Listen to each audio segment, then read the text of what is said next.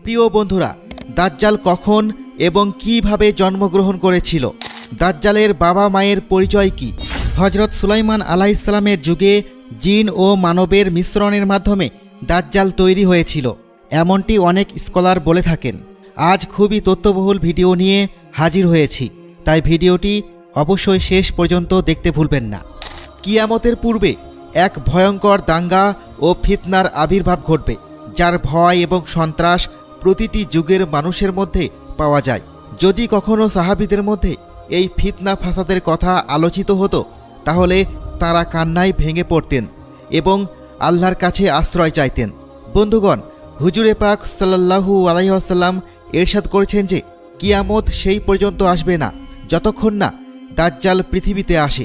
দাজ্জালের আগমনের চিহ্ন ও তার চেহারার ব্যাপারে হুজুর সাল্লাল্লাহু আলাইহি ওয়াসাল্লাম ইরশাদ করেছেন, দাজ্জাল হবে খাটো ও কুৎসিত, এক চোখ অন্ধ হবে, দুই পা বাঁকা হবে, তার শরীরে প্রচুর পরিমাণে লোম থাকবে, তার মাথার চুল হবে কোঁকড়ানো এবং তার গায়ের রং হবে লাল বা বাদামি, তার নাক হবে তোতা পাখির ঠোঁটের মতো এবং তার কপালে কাফের লেখা থাকবে, যা প্রত্যেক মুসলমান পড়তে পারবে, তারা পড়াশোনা জানুক বা না জানুক। তবে কাফের ও ফাসিকরা তা পড়তে পারবে না, তারা যতই শিক্ষিত হোক না কেন। দাজ্জাল যখন পৃথিবীতে আসবে, তখন সে মানুষের সামনে নিজেকে সৎ ও ধার্মিক হিসেবে উপস্থাপন করবে, যাতে মানুষ তার কথা বিশ্বাস করে, কিন্তু ভিতরে সে কাফিরদের মতো নির্দয় হবে।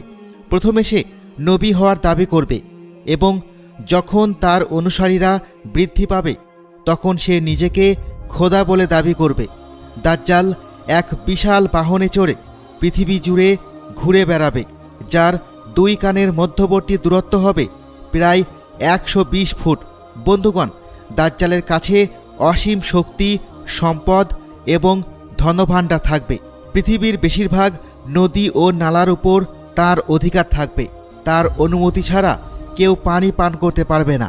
দাজ্জাল মানুষকে বিভ্রান্ত করার জন্য নানা রকমের জিনিস দেখাবে। সে আকাশকে আদেশ করবে এবং তা বৃষ্টি ঝরাবে, এবং জমিনকে আদেশ করলে তা নানা ধরনের ফসল উৎপাদন করবে, যেমন গাছপালা, শাকসবজি ইত্যাদি। সেই সময়ে দাজ্জাল নিজেকে খোদা বলে ঘোষণা করবে এবং যারা তাকে খোদা মানবে তাদেরকে সে প্রচুর সম্পদ দান করবে, আর যারা তাকে খোদা হিসেবে মানতে অস্বীকার করবে তাদের হত্যা করবে। দাজ্জাল বিদ্যুতের গতির চেয়েও দ্রুত পৃথিবী ঘুরে বেড়াবে এবং পৃথিবীর প্রতিটি কোণায় যাবে। সেই সময়ে সমস্ত কাফির ও ইসরায়েলরা তার অনুসরণ করবে, কিন্তু প্রকৃত মুসলমানরা তাকে চিনতে পারবে এবং তাকে খোদা হিসেবে মানতে অস্বীকার করবে। দাজ্জাল যখন পৃথিবীর সমস্ত স্থানে দাঙ্গা ফাসাদ ঘটিয়ে মক্কা ও মদিনার দিকে যাবে, তখন তাকে মক্কায় প্রবেশ করতে বাধা দেওয়া হবে। মদিনায় প্রবেশের চেষ্টাও ব্যর্থ হবে।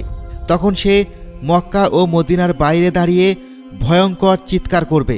মক্কা ও মদিনায় যে সকল অবিশ্বাসী থাকবে, তারা তার আওয়াজ শুনে বের হয়ে দাজ্জালের অনুসারী হয়ে যাবে। দাজ্জাল 40 দিন পর্যন্ত এই পৃথিবীতে থাকবে। এরপর ইমাম মাহাদি আলাইহিসসালাম ও হজরত ঈসা আলাইহিসসালাম তার সঙ্গে যুদ্ধ করবেন। দাজ্জালের বাহিনী মুসলমানদের তুলনায় বেশি শক্তিশালী হবে এবং সেই সময়ে মুসলমানদের সঙ্গে দাজ্জালের বাহিনীর মধ্যে একটি বিশাল যুদ্ধ হবে। এই যুদ্ধে দাজ্জাল পরাজিত হবে এবং তার বাহিনীকে বিশাল পরাজয়ের সম্মুখীন হতে হবে। দাজ্জাল ঈসা আলাইহিসসালামকে ভয় পেয়ে প্যালেস্তাইনের দিকে পালাবে এবং ঈসা আলাইহিসসালাম তাকে বাবেলুদ নামক স্থানে ধাওয়া করে আল্লাহর নির্দেশে তাকে হত্যা করবেন। এখন আসুন আমরা দাজ্জালের বাবা মা এবং তার জন্ম সম্পর্কে জানি।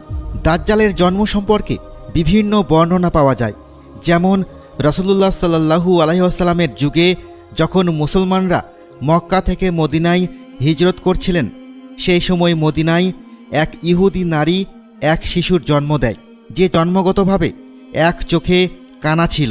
এই শিশু ছিল অদ্ভুত প্রকৃতির এবং শৈশবে মদিনার অন্যান্য শিশুদের সঙ্গে খেলত। ধীরে ধীরে এই শিশু পরিচিত হতে শুরু করে এবং সে নিজেকে নবী হিসেবে দাবি করতে শুরু করে। তার মা যখন এই বিষয়ে জানতে পারেন তখন তিনি রাসূলুল্লাহ সাল্লাল্লাহু আলাইহি ওয়াসাল্লামের কাছে যান এবং তাকে সব কিছু জানান। একদিন রাসূলুল্লাহ সাল্লাল্লাহু আলাইহি ওয়াসাল্লাম সাহাবীদের সঙ্গে ওই শিশুর বিষয়ে জানার জন্য তার বাড়ির দিকে রওনা হন। পথে তিনি দেখতে পান ওই শিশু আনসারি শিশুদের সঙ্গে খেলা করছে। ওই শিশুটির নাম ছিল ইবনে সায়াদ। তখন ইবনে সায়াদ ছিল কিশোর, কিন্তু এখনও পুরোপুরি যুবক হয়নি। রাসূলুল্লাহ সাল্লাল্লাহু আলাইহি ওয়াসাল্লাম তার দিকে এগিয়ে যান, কিন্তু ইবনে সায়াদ তা টের পায়নি। রাসূলুল্লাহ সাল্লাল্লাহু আলাইহি ওয়াসাল্লাম তাঁর পিঠে এক থাপ্পড় দিয়ে তাকে জিজ্ঞাসা করলেন, তুমি কি স্বীকার করো যে আমি আল্লাহর রাসূল? ইবনে সায়াদ রাসূলুল্লাহর দিকে তাকিয়ে বলল, আমি স্বীকার করি যে আপনি আল্লাহর রাসূল।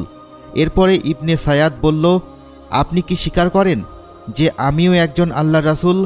রাসূলুল্লাহ সাল্লাল্লাহু আলাইহি ওয়াসাল্লাম তাঁর কথায় জবাব না দিয়ে বলেন, আমি আল্লাহ এবং তার সব রাসূলদের উপর বিশ্বাস রাখি। এরপর রাসূলুল্লাহ সাল্লাল্লাহু আলাইহি ওয়াসাল্লাম ইবনে সায়াদকে জিজ্ঞাসা করেন, তুমি কি দেখছ? ইবনে সায়াদ জবাব দিল, আমি সমুদ্রের উপর একটি সিংহাসন দেখছি। তখন রাসূলুল্লাহ সাল্লাল্লাহু আলাইহি ওয়াসাল্লাম বলেন, এটি শয়তানের কারসাজি। ইবনে সায়াদ আরও জানায় তার কাছে কিছু সত্য এবং কিছু মিথ্যা খবর আসে। এটা শুনে রাসূলুল্লাহ সাল্লাল্লাহু আলাইহি ওয়াসাল্লাম বললেন, তাহলে তোমার বিষয়টা অস্পষ্ট হয়ে গেছে। এরপর রাসূলুল্লাহ সাল্লাল্লাহু আলাইহি ওয়াসাল্লাম তাকে বলেন, আমি তোমার জন্য একটি লুকানো কথা রেখেছি। ইবনে সায়াদ বলেন, ওটা আদ-দুখান, মানে ধোঁয়া। তখন রাসূলুল্লাহ সাল্লাল্লাহু আলাইহি ওয়াসাল্লাম বললেন, তুমি তুচ্ছ ও অপমানিত। হযরত উমর রাদিয়াল্লাহু তাআলা আনহু তখন বললেন, ইয়া রাসূলুল্লাহ, যদি আপনি অনুমতি দেন আমি তার ধড় থেকে মাথা আলাদা করে দিই। কিন্তু রাসূলুল্লাহ সাল্লাল্লাহু আলাইহি ওয়াসাল্লাম বললেন, তাকে ছেড়ে দাও। যদি সে আসল দাজ্জাল হয় তাহলে তুমি তাকে হত্যা করতে পারবে না, আর যদি সে দাজ্জাল না হয় তাহলে তাকে হত্যা করার প্রয়োজন নেই। মদিনার লোকেরা ইবনে সায়াদ সম্পর্কে বলতো, কিছু শয়তান তার কাছে আসতো এবং তাকে আল্লাহর আরশের খবর দিত। তবে রাসূলুল্লাহ সাল্লাল্লাহু আলাইহি ওয়াসাল্লাম ইবনে সায়াদ সম্পর্কে কোনো চূড়ান্ত সিদ্ধান্ত দেননি, কারণ আল্লাহর তরফ থেকে কোনো নির্দেশনা আসেনি যে ইবনে সায়াদই দাজ্জাল কিনা। কিছু সাহাবা তাকে দাজ্জাল মনে করতেন, আবার কিছু সাহাবা তাকে দাজ্জাল মনে করতেন না। ইবনে সায়াদ সম্পর্কে বিভিন্ন সাহাবাদের মধ্যে মতভেদ ছিল। কিছু সাহাবা তাকে দাজ্জাল বলে মনে করতেন কারণ তার মধ্যে কিছু দাজ্জালের চিহ্ন ছিল। অনেক মুফাসসিরাও বলেন যে ইবনে সায়াদি হলো সেই ব্যক্তি যে কিয়ামতের নিকট দাজ্জাল হয়ে বের হবে। হযরত আবু সাঈদ খুদরি রাদিয়াল্লাহু তাআলা আনহু বলেন, ইবনে সায়াদ আমাকে বলেছিল যে আমি দাজ্জালের মা বাবাকে জানি এবং দাজ্জালকেও চিনি। তখন হযরত আবু সাঈদ রাদিয়াল্লাহু তাআলা আনহু তাকে জিজ্ঞাসা করেন, তুমি কি এটা পছন্দ করো যে তুমি দাজ্জাল হও? তখন ইবনে সায়াদ বলল, যদি আমাকে দাজ্জাল বানানো হয় তাহলে আমি এই বিষয়টি পছন্দ করব, অর্থাৎ আমি দাজ্জাল হতে চাই। কিছু মুফাসসির বলেছেন যে ইবনে সায়াদ দাজ্জাল নয়, কারণ পরে সে ইসলাম গ্রহণ করেছে, বরং দাজ্জাল হযরত সুলাইমান আলাইহিস সালামের যুগে জিন ও মানবের মিশ্রণের মাধ্যমে তৈরি হয়েছিল। তার মা বাবাকে হত্যা করা হয় এবং দাজ্জালকে এক দ্বীপে বন্দি করা হয়। সেই দ্বীপেই সে আজও বন্দি রয়েছে এবং শয়তানরা তাকে সব খবর দেয়। হযরত ইমাম জারকা রহমতুল্লাহি আলাইহি বর্ণনা করেন যে দাজ্জাল হলো সেই ফাসাদ যা আল্লাহ তাআলা হযরত আদম আলাইহিস সালামকে জান্নাত থেকে বের করার সময় সৃষ্টি করেছিলেন। দাজ্জালকে জন্ম থেকে মা বাবাহীনভাবে তৈরি করা হয়েছিল।